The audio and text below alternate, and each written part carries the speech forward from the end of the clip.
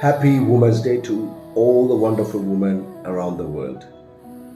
நீங்க நினைச்சா எதையுமே சாதிக்க முடியும். உங்களால முடியாது எதுவுமே இல்லை.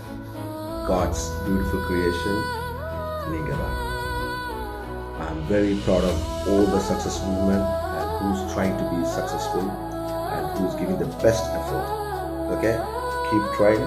You will win.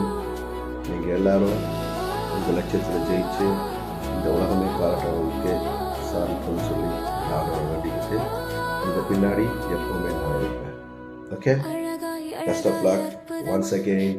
Happy women's day.